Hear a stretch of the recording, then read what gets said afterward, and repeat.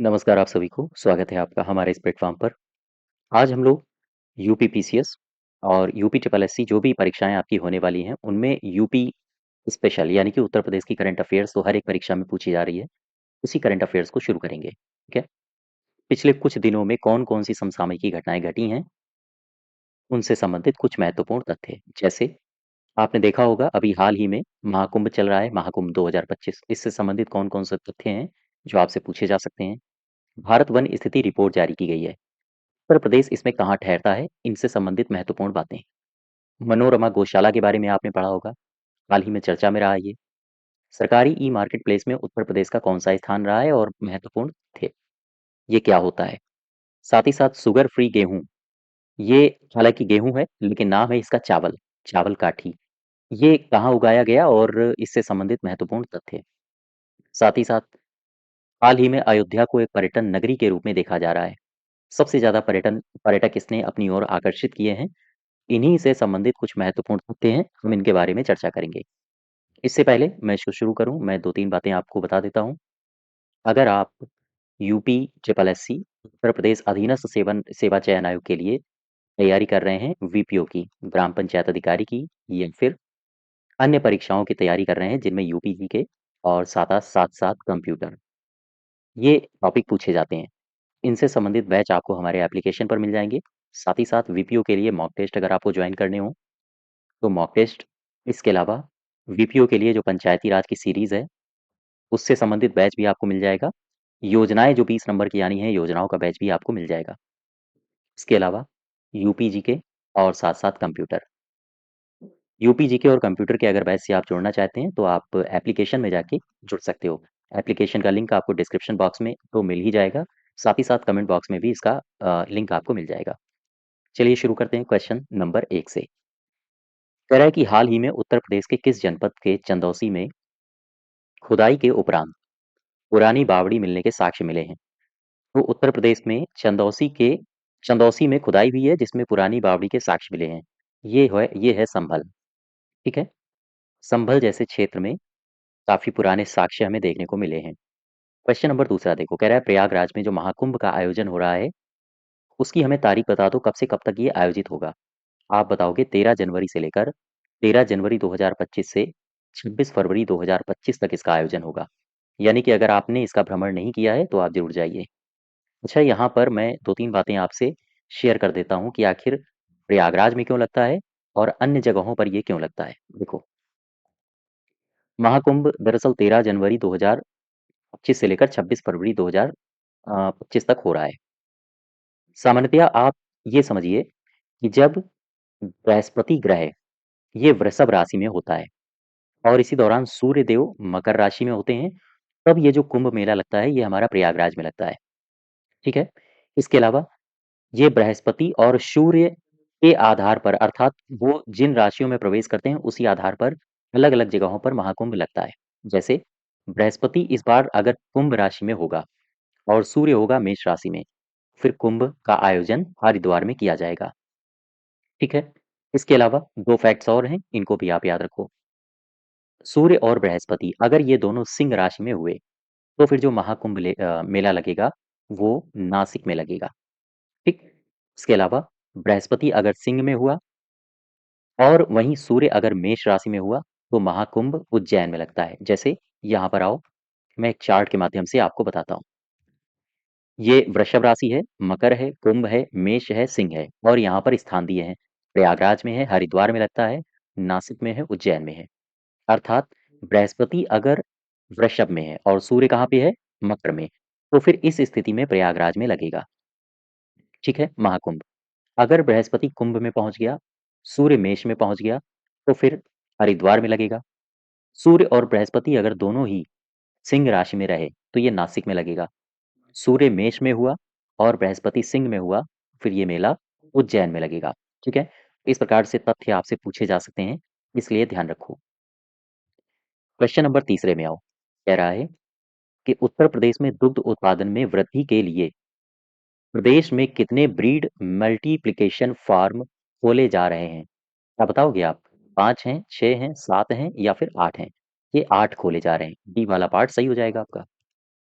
Next देखो, question number चौथा कह रहा है कि हाल ही में हैदराबाद में किस टीम ने 49वीं सब जूनियर राष्ट्रीय बास्केटबॉल चैंपियनशिप में बालक वर्ग में स्वर्ण पदक जीता है? फिर समझो, हैदराबाद में किस टीम ने 49वीं सब जूनियर राष्ट्रीय बास्केटबॉल चैंपियनशिप में बालक वर्ग में स्वर्ण पदक जीता है और इसने किसे हराया है? जीता किसने है और इसने हराया किसे है? दोनों मुझे उत्तर बता दो। उत्तर प्रदेश ने जीता है और दिल्ली को हराया है। तो सी पार्ट इसका सही हो जाएगा। ठीक है, जीता है उत्तर प्रदेश और हारा है दिल्ली। किससे हारा है ये? उत्तर प्रदेश से ही हारा होगा।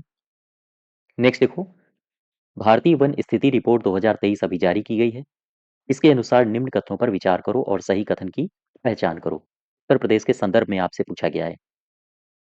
उत्तर प्रदेश वन विस्तार के मामले में दूसरे स्थान पर रहा है। क्या ये सही है? हाँ, ये सही है।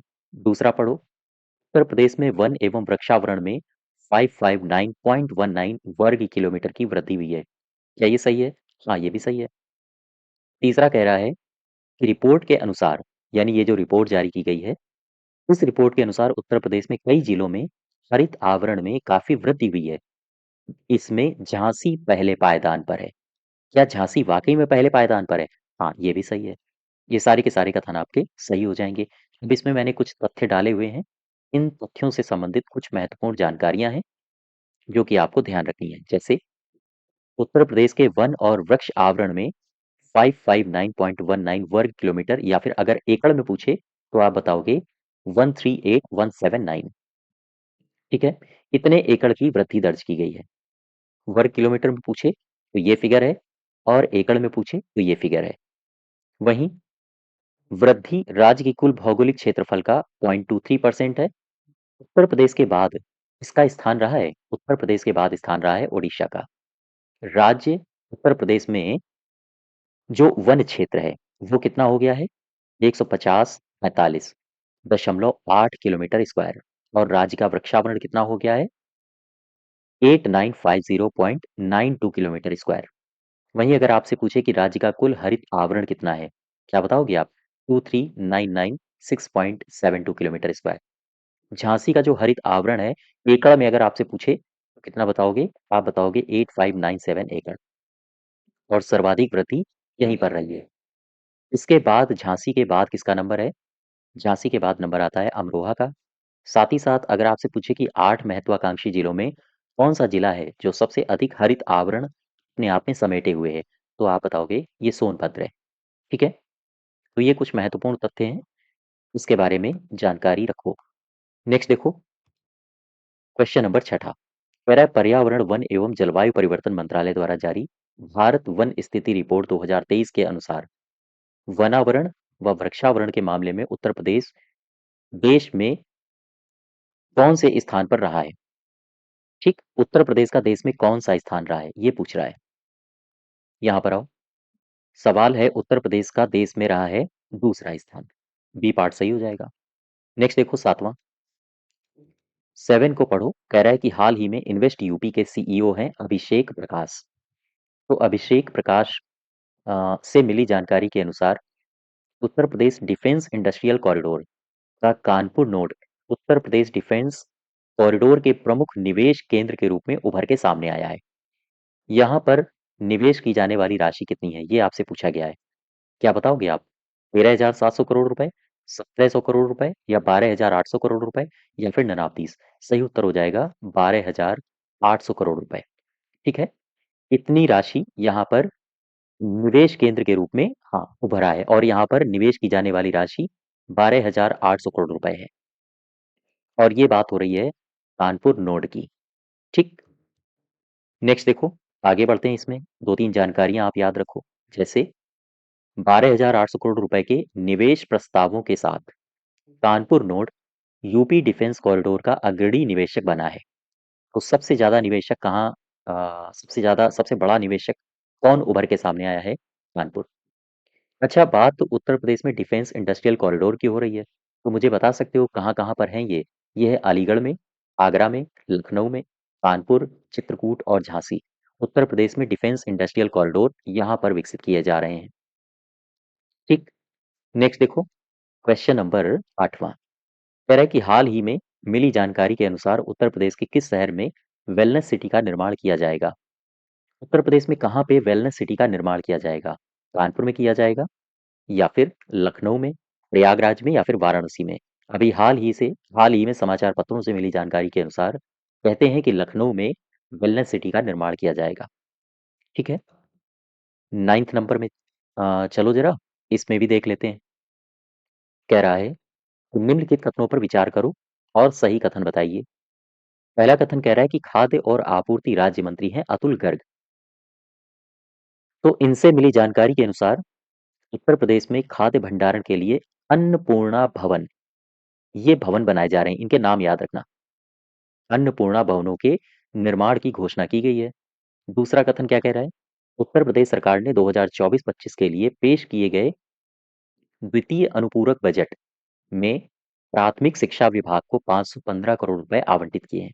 क्या ये सही है? हाँ, ये दोनों कथन सही है। अर्थात सी पार्ट आपका सही हो जाएगा। ठीक। नेक्स्ट देखो 10वां। 10 में क्या कह रहा है? उत्तर प्रदेश सरकार ने राज्य के किस क्षेत्र की जैविक अरहर दाल को जीआई टैग देने की घोषणा की है? ये कहाँ का है? रोहेलखंड क्षेत्र का है या फिर बुंदेलखंड का है या फिर पश्चिमी उत्तर प्रदेश का है? ये है बुंदेलखंड का क्षेत्र। और मैप में अगर आप जाओगे उत्तर प्रदेश के तो आप ये वाला जो क्षेत्र देखोगे यहाँ पे, ये वाला है बुंदेलखंड, हमीरपुर, महोबा, ललितपुर, ये वाला क्षेत्र। तो खैर, जैविक अरहर दाल को जीआई टैग देने की घोषणा करी गई है बुंदेलखंड क्षेत्र के। नेक्स्ट देखो क्वेश्चन नंबर 11। कह रहा है कि 4 दिसंबर 2024 को वाराणसी नगर निगम ने 29 प्रकार के लाइसेंस शुल्क ऑनलाइन जमा किए जाने के आगे क्या कह रहा है? जमा किए जाने के लिए एक ऐप को लॉन्च किया है। फिर से पढ़ो इसको जरा। कह रहा है कि 4 दिसंबर 2024 को वाराणसी नगर निगम ने 29 प्रकार के लाइसेंस शुल्क ऑनलाइन जमा किए जाने के लिए एक ऐप को लॉन्च किया है। ये आपसे एप्लीकेशन पूछ रहा है कि ये जो ऐप लॉन्च किया गया है इसका नाम क्या है? इसका नाम है स्मार्ट काशी ऐप। ए पार्ट आपका सही हो जाएगा। ठीक है? नेक्स्ट देखो 12 नंबर क्या कह रहा है? कह रहा है कि हाल ही में उत्तर प्रदेश के किस शहर के नगर निगम ने दुनिया की सबसे बड़ी रंगोली बनाकर विश्व रिकॉर्ड अपने नाम किया है? तो दुनिया की सबसे बड़ी रंगोली इसने बनाई है। ये है काशी, अयोध्या, लखनऊ या फिर प्रयागराज। आंसर हो जाएगा डी पार्ट प्रयागराज। नेक्स्ट देखो 13 नंबर। 13 नंबर में कह रहा है कि निम्नलिखित में से उत्तर प्रदेश में कौन सा संस्थान है जिसने कोयम्बटूर में आयोजित force innovation and ventures smart India hackathon में चिकित्सा तकनीकी क्षेत्र में एक महत्वपूर्ण चुनौती को हल करने वाली प्रतियोगिता में 1 लाख रुपए जीता है? तो ये कौन सा संस्थान है? उत्तर प्रदेश का है ये संस्थान। कोयम्बटूर में forge innovation and ventures smart India hackathon में चिकित्सा संबंधी तकनीक क्षेत्र में महत्वपूर्ण चुनौती को हल करने के लिए 1 लाख रुपए का पुरस्कार जीता है। आईआईटी कानपुर है, आईआईटी बीएचयू है या फिर एचबीटीयू कानपुर है या फिर नन ऑफ दीज। ये है आईआईटी बीएचयू। ठीक है। क्वेश्चन नंबर ये कौन सा था? ये था 13। 13 का सही उत्तर हो जाएगा बी पार्ट। अब यहाँ पर आओ जरा। आईआईटी बीएचयू से संबंधित कुछ महत्वपूर्ण तथ्य हैं जो आप ध्यान रखो। दरअसल जो आईआईटी बीएचयू है इसने अनुसंधान और नवाचार को बढ़ावा देने के लिए एक एनआईटी के साथ समझौता किया है। सवाल अगर आपसे पूछे कि ये एनआईटी कहाँ की है तो आप बताओगे एनआईटी जमशेदपुर का है। ठीक है। किसके लिए इसने समझौता किया है? तो नवाचार और अनुसंधान के क्षेत्र में उत्कृष्टता हासिल करने के लिए समझौता किया है। अब यहाँ पर आओ। आईआईटी बीएचयू के छात्रों ने ये 1 लाख रुपए का पुरस्कार जीता है। ठीक। कहाँ पर जीता है? यह पुरस्कार कोयम्बटूर में आयोजित force innovation and ventures smart India hackathon में इन्होंने जीता है। अच्छा, क्वेश्चन नंबर 14 में आ जाओ। 15 कह रहा है कि निम्नलिखित कथनों पर विचार करो और सही कथन की पहचान करो। पहला देखो, उत्तर प्रदेश में स्विट्जरलैंड की तर्ज पर एक गौशाला बनाया जाएगा। इस गौशाला का नाम भी आपसे पूछ सकता है। याद रखो, मनोरथा। तो इसका निर्माण किया जा रहा है। सवाल मेरा ये है कि इसका निर्माण किया कहाँ जा रहा है, पता है आपको? लखनऊ में। ठीक है। दूसरे ऑप्शन में आओ। पहला वाला सही हो जाएगा।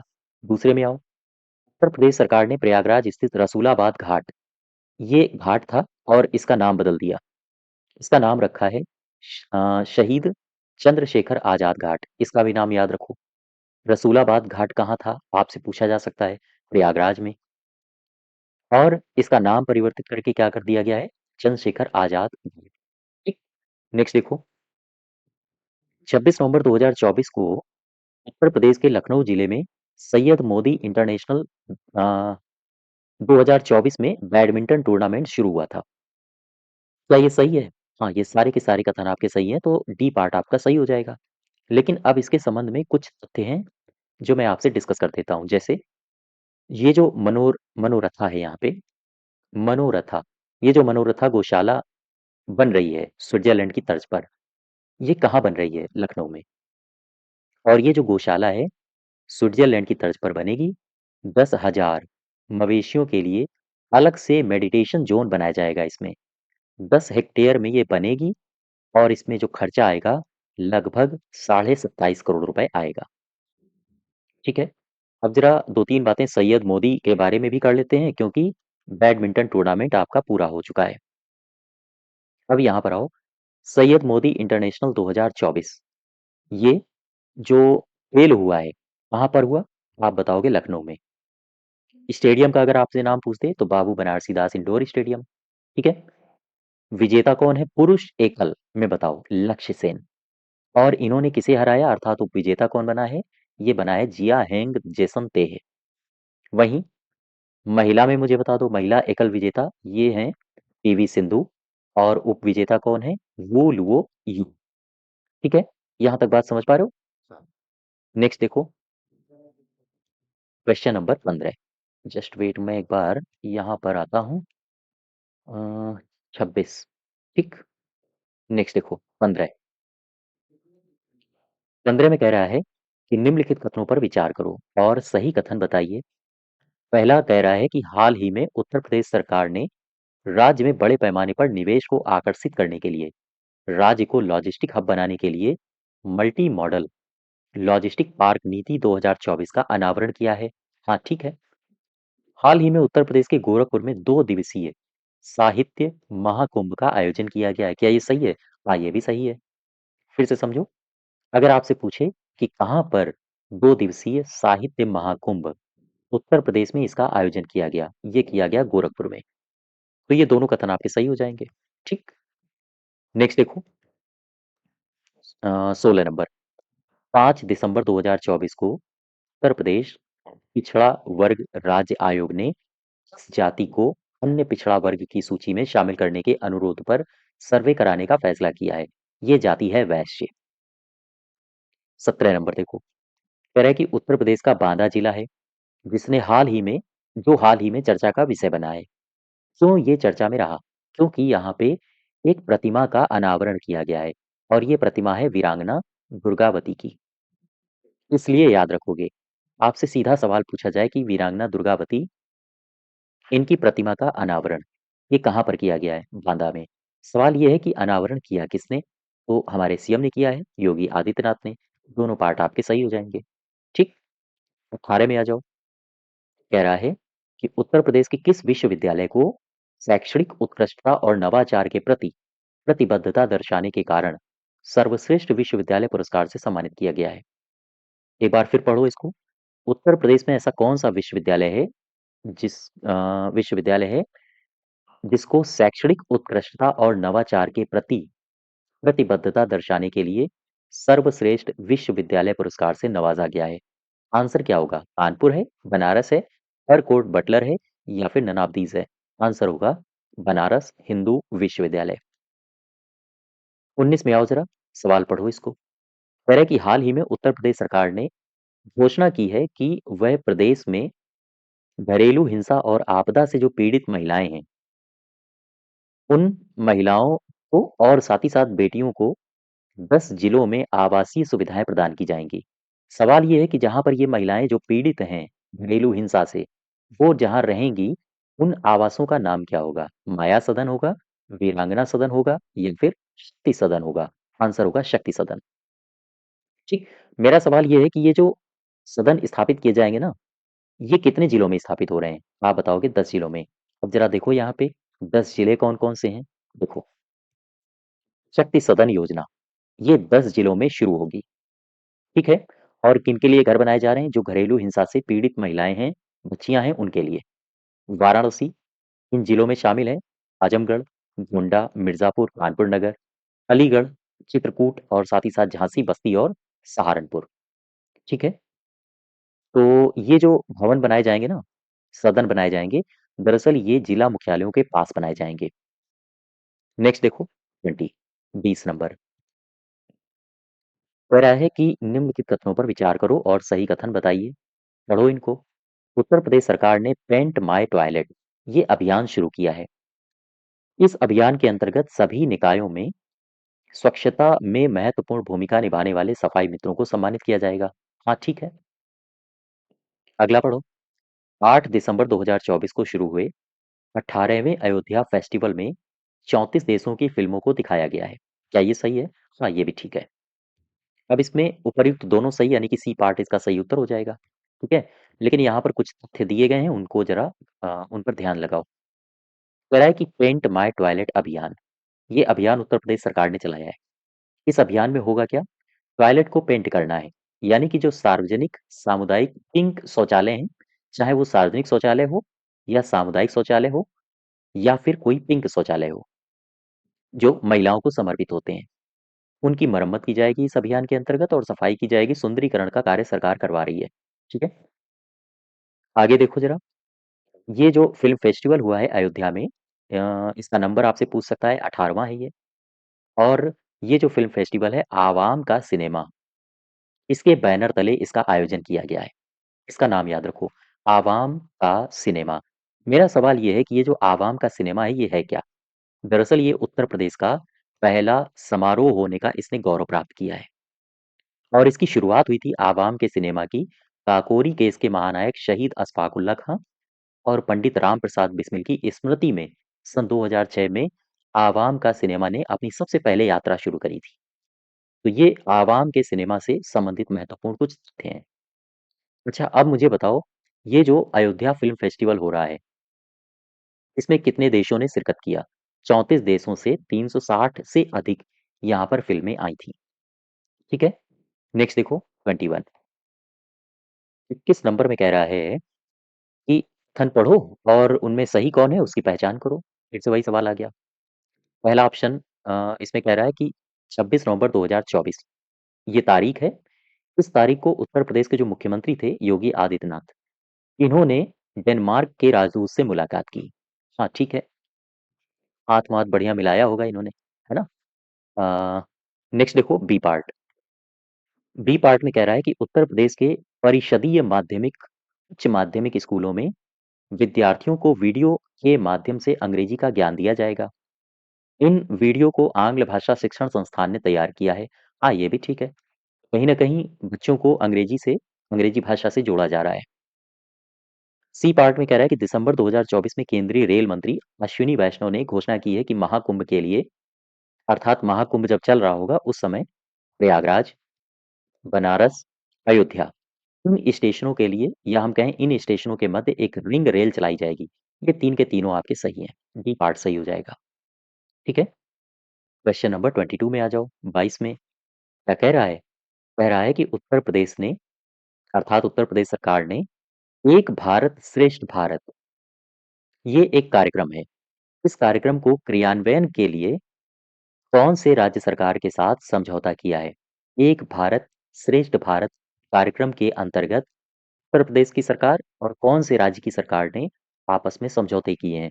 नागालैंड है कि मिजोरम है या ये मणिपुर है या फिर इनमें से कोई नहीं? आंसर होगा आपका मणिपुर।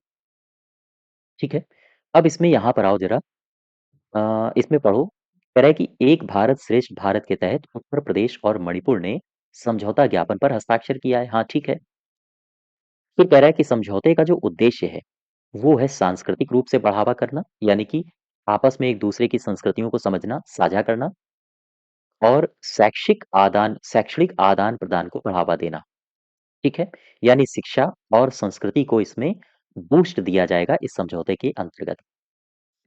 23 में आओ, 23 नंबर में कह रहा है कि हाल ही में मिली जानकारी के अनुसार जो हमारे बुजुर्ग हैं, बुजुर्गों को आयुष्मान कार्ड की सुविधा देने के मसले पर कौन सा ऐसा जिला है जो सबसे टॉप पर रहा है? ये सवाल आपसे पूछ रहा है। इसे समझो। कह रहा है कि अभी हाल ही में मिली जानकारी के अनुसार आयुष्मान कार्ड बनाए जा रहे हैं। हर एक जिला अपने स्तर से प्रयास कर रहा है। तो ऐसा कौन सा जिला है जिसने बुजुर्गों के लिए सबसे ज्यादा आयुष्मान कार्ड बनाए हैं? उसमें ये कौन से नंबर पर रहा है? वाराणसी है, ये पहले स्थान पर रहा है। ठीक है। पहले स्थान पर कौन सा जिला रहा? वाराणसी। अब सवाल आपसे पूछे जा सकते हैं कि भाई ये जो बुजुर्गों के लिए आयुष्मान कार्ड बनाए जा रहे हैं, तो कितने बुजुर्ग, कितने हों? 70 वर्ष से अधिक इसमें काउंट किए गए हैं। याद रखना, वाराणसी जिले में 70 वर्ष से अधिक आयु के जो बुजुर्ग हैं, उनके आयुष्मान कार्ड सबसे ज्यादा बनाए गए हैं वाराणसी में। और इसी कारण से वाराणसी पहले स्थान पर रहा है। ये एज लिमिट याद रखो, 70 वर्ष से अधिक। ठीक। अच्छा, अब यहाँ पर आओ। जिनका आयुष्मान कार्ड बन जाएगा, क्या उनको कुछ सुविधाएं भी मिलेगी? हाँ।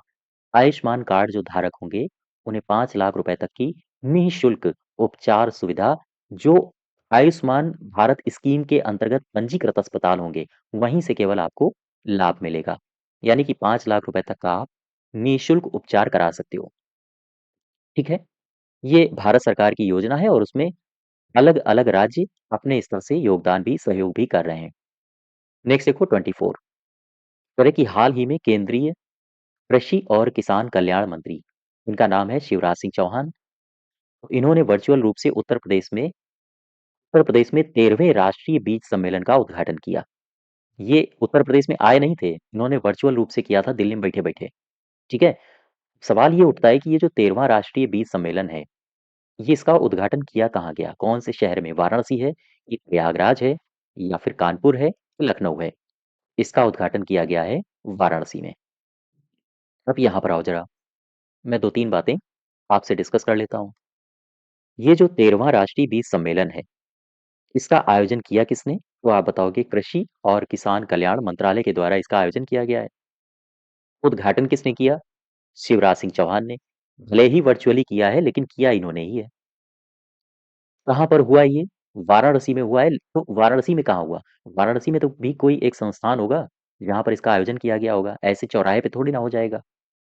तो हाँ, वाराणसी में एक संस्थान है, अंतर्राष्ट्रीय चावल अनुसंधान संस्थान, दक्षिण एशिया क्षेत्र का जो क्षेत्रीय केंद्र है, उस केंद्र पर इसका आयोजन किया गया है। क्या मुझे बता सकते हो इसका विषय क्या रहा है? बीज क्षेत्र में क्षेत्रीय सहयोग, साझेदारी और ज्ञान के आदान प्रदान को बढ़ावा देना, ये इसका मुख्य विषय रहा है। नेक्स्ट देखो 25। कह रहा है कि हाल ही में उत्तर प्रदेश के किस जिले में पहली बार खास किस्म के शुगर फ्री गेहूं है, गेहूं लेकिन नाम देखो चावल, यानी नाम में ही विरोधाभास है। अब अगर इसी प्रकार का क्वेश्चन आ जाए और लिख दे कि हाल ही में उत्तर प्रदेश के किस जिले में पहली बार, या ऐसे सीधे सवाल बना सकता है। सवाल को देखो, मैंने कहा कि हाल ही में उत्तर प्रदेश के बलिया जिले में खास किस्म की चावल काठी की खेती की गई है। ये चावल काठी किस अन्न की प्रजाति है? और नीचे मैं ऑप्शन दे दूं, गेहूं, चावल, बाजरा और श्री अन्न। इस प्रकार से मैंने ऑप्शन दे दिए। अब मुझे बताओ आप क्या मारोगे? चावल काठी जैसे ही देखोगे आप सीधे सीधे चावल को ठोक के चले आओगे। गलत हो जाएगा, है ना? तो ध्यान दो। हाल ही में उत्तर प्रदेश के किस जिले में पहली बार खास किस्म के शुगर फ्री गेहूं चावल काठी की खेती की गई है? आंसर होगा बलिया। अच्छा, यहाँ पे आओ जरा, 2-3 बातें मैं आपसे डिस्कस कर देता हूँ।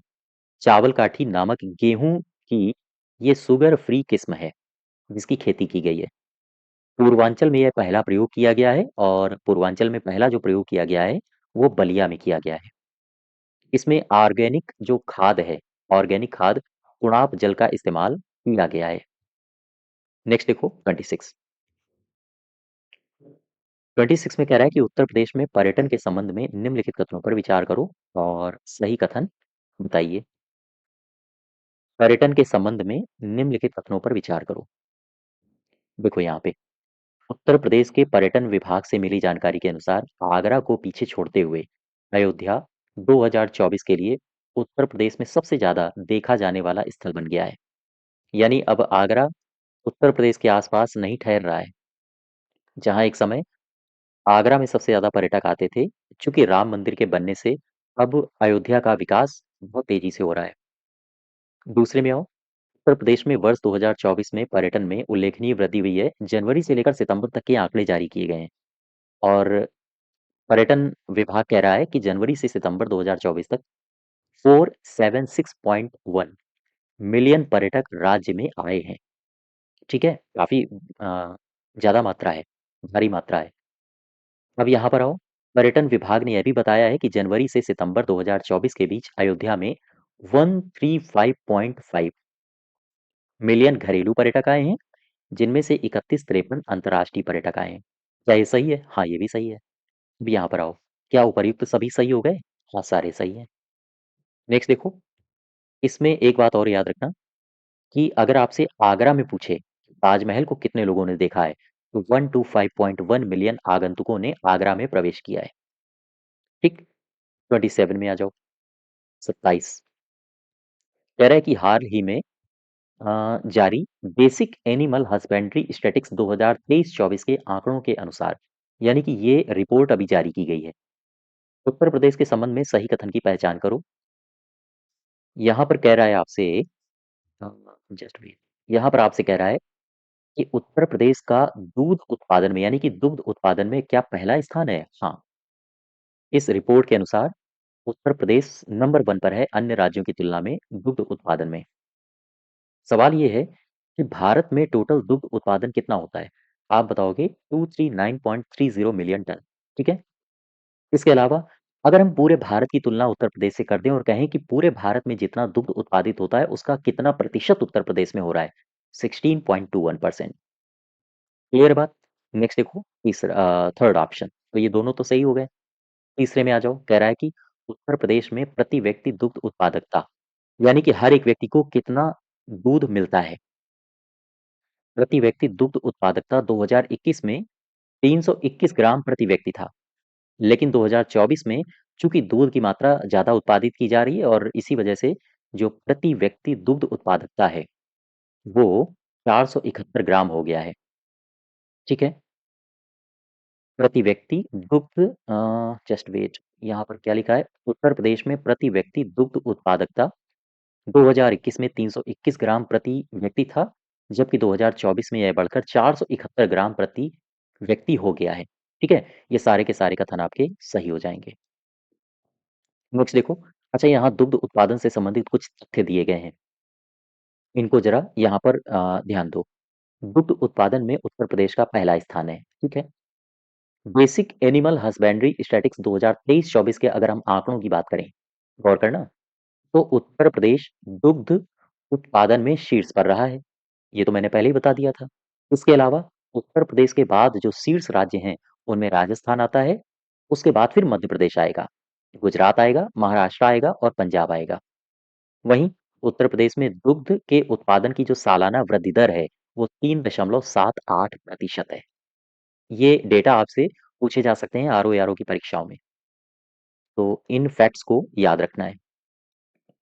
क्वेश्चन नंबर 28 देखो, हाल ही में सरकारी ई मार्केट प्लेस जीईएम को लेकर उत्तर प्रदेश चर्चा में रहा है। इसके संबंध में सही विकल्प का चयन करो। सवाल हमारा ये है कि उत्तर प्रदेश जीईएम को पूर्ण रूप से अपनाने वाला क्या पहला राज्य बन गया है? हाँ, ये पहला राज्य बना है। जीईएम को पूर्ण रूप से अपनाने में उत्तर प्रदेश का लाभ होगा। दरअसल उत्तर प्रदेश में सार्वजनिक खरीद प्रक्रियाओं की विश्वसनीयता बढ़ने की आशा है।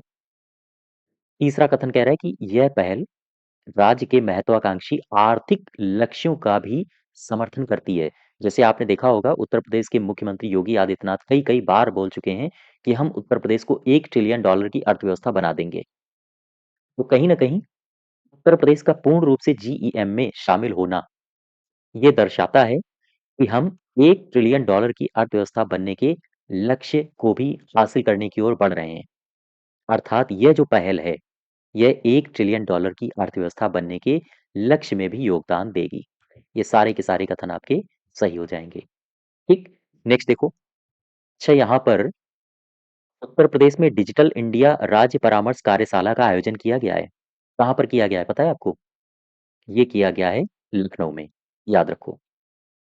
इसके अलावा इसके अंतर्गत निम्नलिखित राष्ट्रीय पहलों पर चर्चा की गई है, जैसे डिजी लॉकर, डिजी लॉकर के अलावा अ, एंटिटी लॉकर, एपीआई सेतु, ओपन सोर्स, साथ ही साथ माई स्कीम, उमंग। अच्छा, यहाँ पर आओ, ये सवाल यहाँ पर दिया गया है, जस्ट वेट।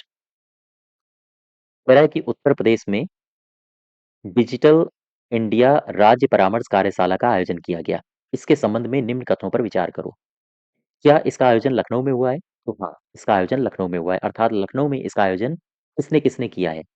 यूपी विकास प्रणाली निगम लिमिटेड ने राष्ट्रीय ई गवर्नेंस प्रभाग के साथ मिलकर किया है। ठीक है। दूसरे कथन में आओ। इस कार्यशाला का उद्देश्य डिजिटल इंडिया पहल के बारे में जागरूकता बढ़ाना है। यहाँ तक बात समझ पाए? इसके अलावा इस कार्यशाला के अंतर्गत विभिन्न पहलों पर चर्चा की गई है, जैसे डिजी लॉकर, एपीआई सेतु, उमंग, UX4G आदि। तो ये सारे के सारे कथन सही हो जाएंगे। और यहाँ पर जो मैंने अभी आपको बताया था, ये कि उत्तर प्रदेश में डिजिटल इंडिया राज्य परामर्श कार्यशाला का आयोजन कहाँ किया गया है, आपसे अगर पूछे तो आप बताओगे लखनऊ में। ठीक। इसके अंतर्गत कौन कौन सी पहलों पर चर्चा की गई है? डिजी लॉकर है, इसके अलावा एंटिटी लॉकर है, एपीआई सेतु है, ओपन फोर्स है, माई स्कीम है, उमंग। उमंग के बारे में तो आपने पढ़ा होगा। ठीक है। नेक्स्ट देखो, क्वेश्चन नंबर 30, 30 नंबर। 30 में कह रहा है कि हाल ही में चर्चा में रहा निषाद राज क्रूज, ये चर्चा में भी क्यों रहा था? इसके संबंध में सही कथन की पहचान करो। उत्तर प्रदेश सरकार ने भारतीय अंतर्देशीय जलमार्ग प्राधिकरण द्वारा प्रबंधित निषाद राज क्रूज को प्रयागराज महाकुंभ में शामिल करने की घोषणा की है। ठीक है। दरअसल प्रयागराज को और भव्य बनाने के लिए इस तरह के सरकार के द्वारा कदम उठाए गए हैं। और आपने देखा भी होगा, कई सारे सेलिब्रिटीज, कई सारे राजनेता वहां पर डुबकी लगा रहे हैं। दूसरे कथन में आओ, पहला वाला तो सही है। दूसरे कथन में आओ, कह रहा है कि भारतीय अंतर्देशीय जलमार्ग प्राधिकरण का मुख्यालय उत्तर प्रदेश में ही है, नोएडा में। ठीक है, नोएडा में है। और यह क्रूज आधुनिक सेवाओं से सुसज्जित है। तो ये सारे के सारे आपके सही हो जाएंगे। नेक्स्ट देखो, क्वेश्चन नंबर 31। इसमें कह रहा है कि हाल ही में उत्तर प्रदेश सरकार ने प्रयागराज के महाकुंभ क्षेत्र को नया जिला घोषित किया है। और ये जो अधिसूचना है, वो प्रयागराज मेला प्राधिकरण प्रयागराज अधिनियम 2017 की कौन सी धारा के अंतर्गत जारी किया गया है? आप बताओगे। धारा है 2G, 2G। यहाँ पर देखो, प्रदेश सरकार ने प्रयागराज में महाकुंभ के क्षेत्र को एक नया जिला घोषित किया है। यानी कि अभी तक हमारे पास 75 जिले थे, अब हो गए हैं 76 जिले। ठीक है। अब यहाँ पर आओ, यह अधिसूचना उत्तर प्रदेश प्रयागराज मेला प्राधिकरण प्रयागराज अधिनियम 2017 की धारा 2G के अंतर्गत जारी की गई। ठीक है। इसके अलावा मेला जो अधिकारी हैं, मेला अधिकारी कुंभ मेला प्रयागराज भारतीय नागरिक सुरक्षा संहिता 2023 की धारा 14(1) और संबंधित धाराओं के तहत कार्यपालक मजिस्ट्रेट, जिला मजिस्ट्रेट और अतिरिक्त जिला मजिस्ट्रेट की शक्तियां धारण करते हैं। यानी कि ये जो मेला अधिकारी होते हैं, इनको जिला मजिस्ट्रेट के तुल्य शक्तियां दे दी जाती हैं। ठीक। नेक्स्ट देखो, 32, 32 में कह रहा है कि हाल ही में उत्तर प्रदेश में इस जिले में पहली बार अंतर्राष्ट्रीय क्रोनो मेडिसिन सम्मेलन का आयोजन किया गया है। क्या वाराणसी है, अयोध्या है, प्रतापगढ़ है, या फिर बरेली है? आंसर क्या होगा इसका, 32 का? यहाँ पर देखो, 32 में कह रहा है कि अयोध्या में पहली बार अंतर्राष्ट्रीय क्रोनो मेडिसिन सम्मेलन का आयोजन किया गया। सिंपल सा सवाल है, याद रखोगे। क्रोनो मेडिसिन सम्मेलन, इसका आयोजन कहाँ हुआ है? अयोध्या में। सवाल हमारा ये है कि ये जो मैंने एक शब्द यूज किया है, क्रोनो मेडिसिन, इसका मतलब क्या होता है? दरअसल ये एक चिकित्सा विज्ञान का क्षेत्र है, जो कि शरीर की जैविक घड़ी और सर्केडियन रिदम के आधार पर बीमारियों के निदान का विश्लेषण करता है। ठीक है। 33 देखो, 33 में क्या कह रहा है? कह रहा है कि 29 नवंबर 2024, ये तारीख याद रखो, इसको उत्तर प्रदेश सरकार ने दलहन और तिलहन की खेती में आत्मनिर्भरता हासिल करने के लिए एक योजना बनाई है। इसके संबंध में निम्न कथनों पर विचार करो, और कह रहा है कि सही कथन तक आप पहुंचिए। सबसे पहले तो आपको सारे के सारे कथन पढ़ने होंगे, इसके बाद ही आप पहुँच पाओगे सही कथन तक। देखो, पहला ऑप्शन कह रहा है कि यह पहल कृषि विभाग के द्वारा 2023-24 से वर्ष 2026-27 तक 4 सालों के लिए एक कार्य योजना के रूप में इसको लॉन्च किया गया है। हाँ, ठीक है। दूसरे में आओ, सरकार की योजना इस पहल पर 236 करोड़ रुपए खर्चने की है। क्या ये ठीक है? हाँ, ये भी सही है। इस योजना के अंतर्गत किसानों को दलहनी फसलों जैसे उड़द हो गया, मूंग हो गया, अरहर हो गया और साथ ही साथ तिलहनी फसलें जैसे तिल हो गया, मूंगफली, ये तिलहनी फसलों में आती हैं। ये मिनी किट निःशुल्क दिए जाएंगे। हाँ, ये भी सही है। ये सारे के सारे सही हो जाएंगे। ठीक है। नेक्स्ट देखो 34 34। हाल ही में केंद्र सरकार ने मेरठ के हस्तिनापुर में संरक्षित जल के संरक्षण और विकास के लिए एक आद्यतन जारी किया है। काहे के लिए? हस्तिनापुर के लिए। यह स्थल किस राजवंश के नेताओं की राजधानी, राजवंश के राजाओं की राजधानी थी? ये सवाल पूछ रहा है। ये थी कुरु वंश की राजधानी, हस्तिनापुर, है ना? महाभारत का क्षेत्र आपको पढ़ा होगा आपने। और कुरु वंश के बारे में आपने उत्तर प्रदेश के इतिहास में पढ़ा होगा, जब महाजनपद काल और उनसे संबंधित अन्य थे आप पढ़ रहे थे। ठीक। नेक्स्ट देखो 35। हाल ही में स्टार्टअप व महिला नेतृत्वकर्ता को लेकर उत्तर प्रदेश चर्चा में रहा है। इसके संबंध में सही कथन की पहचान करो। उत्तर प्रदेश में 13,370 से अधिक स्टार्टअप में से जो महिलाएं संचालित कर रही हैं, उनकी संख्या लगभग 50% से भी ज्यादा है। लगभग 6812 है। और अगर प्रतिशत में पूछे तो लगभग 51% है। तो महिलाएं भी काफी बढ़ चढ़ के स्टार्टअप्स में हिस्सा ले रही हैं। इससे हमें यही पता चलता है। नेक्स्ट देखो, उत्तर प्रदेश की स्टार्टअप नीति को 2020 में प्रस्तुत किया गया था और 2022 में इसमें संशोधन किया गया और संशोधन करके ये कहा गया कि 75 जिलों में 100 इनक्यूबेटर स्थापित करने का लक्ष्य होगा। यानी कि 2022 में एक लक्ष्य रखा गया क्या, कि 75 जिलों में 100 इनक्यूबेटर स्थापित करने का लक्ष्य होगा। नेक्स्ट देखो, तीसरा सी पार्ट कह रहा है कि उत्तर प्रदेश सरकार लखनऊ में भारत का पहला एआई शहर विकसित करने और एआई पारिस्थितिकी तंत्र को बढ़ावा देने के लिए विशेष कोष स्थापित करने की योजना बना रही है। ये तीनों कथन आपके सही हैं। ठीक। नेक्स्ट देखो 26, 36 नंबर। निम्नलिखित कथनों में सही कथन की पहचान करो। ये पूछा है। पहला पढ़ो जरा। दिसंबर 2024 में प्रधानमंत्री नरेंद्र मोदी ने प्रयागराज में 5500 करोड़ रुपए की लागत वाली 167 प्रमुख परियोजनाओं का उद्घाटन किया है। क्या ये सही है? हाँ, सही है। इसके अलावा कह रहा है कि प्रयागराज में बी पार्ट 10 नए रोड ब्रिज जो कि ओवर ब्रिज होंगे और घाटों की स्वच्छता के लिए 15,000 से अधिक सफाई कर्मी तैनात किए जाएंगे। क्या ये सही है? हाँ, ये भी सही है। तीसरे में कह रहा है कि उपयुक्त दोनों कथन सही है। हाँ, दोनों सही है। तो हमारा सी पार्ट इसका सही हो जाएगा। ठीक है। तो ये यूपी करंट अफेयर्स पिछले कुछ दिनों की आपने करंट अफेयर्स को देखा, जो कि हाल ही में चर्चा में बने हुए मुद्दे थे।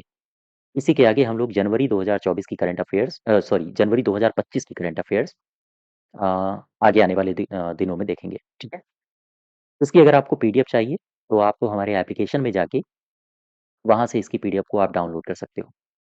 और जो हमारे एप्लीकेशन में पेड बैच हैं, अगर आप उनसे जुड़े हुए हैं, इस पीडीएफ को आपको लेने की आवश्यकता नहीं है, वहाँ पे आपको दे दिया जाएगा ताकि आप इसको डाउनलोड करके इन प्रश्नों का रिवीजन भी कर सकें। धन्यवाद।